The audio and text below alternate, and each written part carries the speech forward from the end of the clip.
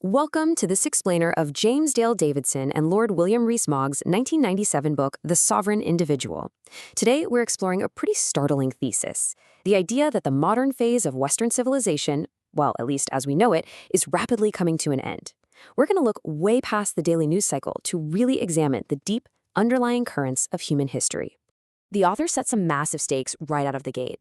As Danny Hillis puts it here, this transition isn't just flipping the calendar to a new millennium. It is literally the end of everything we know. The argument is that we're approaching this sort of asymptote of technological change, where computing power and information networks are advancing so insanely fast that they are fundamentally altering the very boundaries of how our society operates. So this brings us to a really provocative question. Are we actually living through the death of the nation state? I mean, is the massive centralized government system we've all grown up with just a temporary phase in history? The authors make this compelling case that, just like feudalism eventually collapsed, the modern nation-state is entirely exhausting its potential and facing inevitable obsolescence. Now, before you write that off as wild speculation, let's look at the author's track record. Writing back in the late 1980s and mid-1990s, when everyone else saw endless stability, they looked at the underlying data and actually forecasted the fall of the Soviet Union, the 1987 Wall Street crash, and the long-term stagnation of blue-collar wages. They didn't see these as just random, isolated events, but as tremors along a massive historical fault line. Okay, let's jump into Section 1, the logic of violence and decoding megapolitics. To really understand the potential collapse of our current systems, we have to look at the hidden gears of history, a concept they call megapolitics. This is essentially a framework suggesting that the size and shape of our governments are ultimately dictated by the costs and rewards of projecting violence. The authors argue that human society isn't actually shaped by political manifestos or what people just wish would happen. Instead, it's shaped by raw, physical boundary conditions. Basically, whoever has the most efficient means to project or defend against violence ultimately gets to write the rules. Historically, there are four undeniable variables that prove systems always end when the underlying economics of violence shift. Take topography, for example. The rugged ancient Greek terrain made transporting crops overland totally unprofitable, which gave coastal farmers this amazing monopoly. That made them rich enough to afford their own armor, giving birth to early democracy. Or think about technology. When gunpowder was invented, a peasant with a cheap firearm could suddenly pierce the armor of a highly trained, incredibly expensive feudal knight. Almost overnight, the entire power dynamic of the Middle Ages just shattered. Moving right along to Section 2, Echoes from the Past, Chaos and Transitions. Major transitions are always fiercely resisted, chaotic, and honestly rarely recognized by the people actually living through them. For 99% of human history, there have really only been three profound economic stages. And today, the jump from that third stage, the industrial age, to the fourth stage, the information age, is happening at an absolutely blinding speed. We're talking about a shift that won't take centuries to unfold. It's happening within a single lifetime. It's fascinating to look back because the shift from foraging to farming completely altered the logic of violence. You see, foragers had nothing to steal. They only worked a few hours a week. But once humans started farming, they created massive, stationary stores of highly valuable grain and livestock. All of a sudden, organized plunder became highly profitable, and that birthed the very first specialized warrior classes, which eventually evolved into the governments that taxed those farmers in exchange for protection. Now, let's rewind to a very specific year, 476 AD. Historians mark this as the fall of the Roman Empire in the West. This was one of the most monumental shifts in human history, marking the complete collapse of massive central authority and plunging Europe into an entirely different era of governance. But here's the crazy part, the sharp historical irony. Romans living in 476 didn't actually realize Rome had fallen. They were operating in this state of persistent make-believe because barbarian rulers just kept the facade of the old system going. The Senate still met, civil administration stayed intact, and the public just carried on as if nothing had changed. The authors warn that we are similarly blind today. We just assume the modern nation-state is a permanent fixture, completely missing the fact that its foundations might be crumbling right beneath our feet.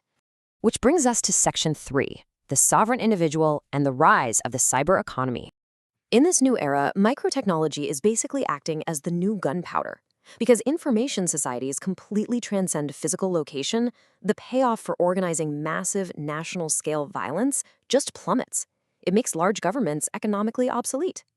Think about it. In the industrial age, a nation-state could conquer a steel mill or an oil field by force. But in the information age, you literally cannot point a tank at a decentralized mathematical algorithm or physically seize an encrypted digital asset. When the cost of using violence yields zero economic reward, the massive military-industrial state loses its primary reason to exist. And this sparks a profound transformation from a trapped citizen into a completely autonomous, sovereign individual who functions in the ultimate offshore jurisdiction, cyberspace. Historically, governments have treated taxpayers kind of like a farmer treats his cows, keeping them fenced in a nice little field to be routinely milked. But microtechnology gives these cows wings. It allows individuals to take their wealth and their minds anywhere in the world, which forces governments to actually start competing for citizens by offering better services and lower taxes. In this new cyber economy, merit and ideas are rewarded like never before, liberating what they call the cognitive elite from political borders and traditional prejudices. When you're operating in an encrypted, digital realm, nobody knows your race, your age, or what you look like. You are judged entirely by the value of the ideas you produce. This creates an environment of pure, ruthless, and entirely equalized competition, allowing top performers from anywhere on the globe to rise right to the top. And now for the messy part, Section 4, Death of Nations and the Revenge of the State. The authors make it clear that this transition is going to be incredibly messy. Institutions facing obsolescence never go down without a fight, right? Just like an angry farmer losing his cows, failing governments will take some desperate measures. As the highest earners pull their capital into encrypted networks, traditional tax bases will hollow out. Unable to fund their massive welfare and military programs, states are gonna panic. They'll follow a very predictable cycle of squeezing their remaining trapped populations harder and harder just to survive. Or just reporting what the text says here, but the authors explicitly predict that weakened states will behave ruthlessly, utilizing covert violence and censorship to stay afloat. When they can't collect taxes directly anymore, they'll lean heavily on the hidden tax of printing money, inflation. The book predicts governments will try to ban encryption, restrict the internet, and arbitrarily seize property.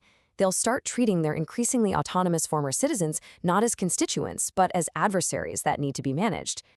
This is where we get to what the authors call moral anachronism, a self-righteous fury where people apply outdated industrial morals to a brand new era.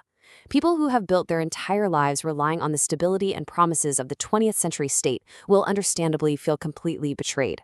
They will lash out, demanding a return to the old ways of organized compulsion, and they'll deeply resent the newly liberated sovereign individuals who managed to escape the crumbling system.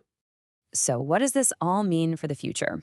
Ultimately, the text foresees a return to overlapping competitive microgovernments and merchant republics, a world where individuals actually choose their laws, like customers. Just as massive corporate conglomerates split up to remain profitable, the nation-state will splinter into city-states, digital enclaves, and specialized zones offering tailored laws and protections. It's predicted to be a highly dynamic, fragmented world that is intensely competitive and market-driven.